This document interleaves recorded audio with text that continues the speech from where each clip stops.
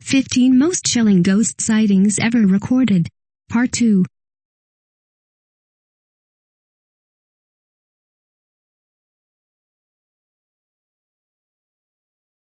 If you are brand new to our channel, we invite you to take a moment to subscribe. Just click on the lit red button as well as the gray bell. Why the bell? Well, it will let you know every time we post a new video. 9. The Brown Lady of Raynham Hall. The Brown Lady of Raynham Hall, in Norfolk, England, is possibly the most famous ghost ever caught on camera. This photo was taken of this wraith-like figure on the staircase inside Raynham Hall in 1936. It remains one of the few ghostly images that actually have widespread belief in its authenticity. The ghost of Raynham Hall is called the Brown Lady because she appears wearing a brown brocade dress. She is believed to be Lady Dorothy Walpole, wife to Charles, 2nd Viscount Townshend, in the early 1700s. Raynham Hall is the family seat, even today, of the Townshend family. Rumors are that Lady Walpole had an affair with Lord Wharton, and was discovered by Charles. He allegedly locked his wife away in an area of the home, where she remained until her death. Soon after, sightings of her ghost began to be reported. One sighting involved a man named Major Loftus, who was visiting Raynham Hall in 1849. He was retiring to his bedchambers for the night, when he observed a woman in a brown brocade dress on the staircase. As he began to approach her, she disappeared into thin air. Determined to confront the spirit, he went to the same spot the following night and there she appeared again. He got close enough to the apparition to look into her face. He was horrified when he gazed into two deathly black sockets, where her eyes should have been. 10. The Ghost of Waverly Hills Sanatorium, Kentucky. In the year long before a cure was discovered, Waverly Hills Sanatorium treated tuberculosis the only way that was known how: fresh air and plenty of sunshine. Patients spent their time in the solarium porches.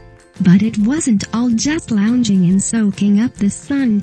Overcrowded, understaffed, unethical treatment, along with the whole, coughing up blood thing, the patients were miserable. Waverly Hills used many other unprincipled methods to treat patients, dangerous ways which only had a 5% survivability. It is reported that as many as 8,000 dead patients were haphazardly discarded down the notorious body chute, and then secreted out of the building using an underground tunnel. The method of disposing of dead bodies was kept confidential, as to not alarm the other patients. Thankfully, antibiotics were discovered, and tuberculosis could then be successfully treated. Waverly Hills closed down. However, many still believe that the ghosts of former patients still reside in the long-dormant hospital, unable to find peace. Perhaps the most famous of these ghosts is a former nurse named Mary Lee, who unfortunately contracted the deadly disease.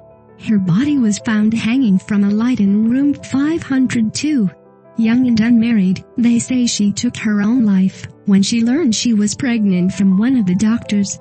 This photograph was taken in the dark corridors of Waverly Hills, and is believed to be Mary Lee, captured on camera as she roams the hospital moaning in pain for eternity.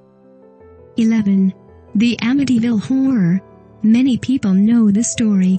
It's been a best-selling book as well as a terrifying film. The real story behind it all is equally chilling. It was early morning, November 13, 1974. Ron DeFeo Jr. shoots and kills his father, two young brothers, and his sister. The bodies were discovered face down in their beds without any signs of a struggle. The neighbors never heard any screams or noises. DeFeo claims he was guided to commit the horrific acts by spirits that had taken over the house. The infamous house located at 112 Ocean Avenue, in the otherwise quiet Amityville, New York, was later purchased by George and Kathy Lutz. They knew of the evil past, but the waterfront view and great space made it a deal they couldn't pass up. For the next 28 days, after moving into their new home, a set of horrifying paranormal events drove the family to leave the home. Paranormal investigators were called in to help and claimed an otherworldly presence was in the home. One of the investigators took a series of photographs as they toured the home. One of the photos captured what appeared to be the image of a young boy peeking out a room. Is this the spirit of one of the young Defio boys, trapped in the house by the evil spirit that has laid claim to the residence? Whether the story was true or a long, drawn-out hoax, the Amityville Horror remains one of the most terrifying stories of all time. 12. St. Mary's Guildhall Monk. St. Mary's Guildhall, in Coventry, England, was built around 1340. It was originally the headquarters of the Merchants' Guild of St. Mary, but later was used by Elizabeth I to imprison Mary, Queen of Scots. Even later, around the late 1800s, the building was used as an administration building for the city. Today, this medieval Guildhall is a restaurant and meeting hall used for weddings, meetings, and other various functions. One day, on January 22, 1985, such an event was taking place at the Guildhall. The Coventry Freeman Organization was hosting a dinner. Everyone present had bowed their heads in prayer, and during this moment, a photographer had chosen to snap a photo of this solemn moment. When the photo was developed, a mysterious enormous figure, wearing a monk's frock, could be seen in a corner, but who no one remembered being present at the party. Everyone had their head bowed, except for this towering cowled form. Lord Mayor Walter Brandish, who was present at the dinner, insists that there was no one present who was dressed like a monk from another era. He, along with everyone else present, was unable to explain the presence of the mystery man in the photo. 13. Combermere Abbey Ghost, 1891. Field Marshal Sir Stapleton Cotton, Viscount Combermere, referred to as Lord Combermere, was a distinguished British cavalry commander in the 1800s, and was the governor of Barbados. The abbey that bears his name is located in Cheshire, England. It was founded by Benedictine monks in 1133. In 1540, King Henry VII evicted the monks, and the abbey became the family seat of Sir George Cotton, Vice-Chamberlain to Prince Edward, son of Henry VIII. Sir George's descendant, Lord Combermere, tragically died in 1891, when he was accidentally struck and killed by a horse-drawn carriage. On the day of his funeral, a man named Cybele Corbett was taking photographs of the abbey. Corbett captured a famous photo believed to be the ghost of Lord Combermere himself, who can be seen faintly sitting in his chair. The head, collar, and right arm are certainly distinct. In those days, a photographic exposure easily took an hour, and some thought that during that time, a servant must have come into the room and sat in a chair, creating the transparent image as a double exposure. However, this theory was rebutted as all members of the household were seen attending their lord's funeral, more than 4 miles away.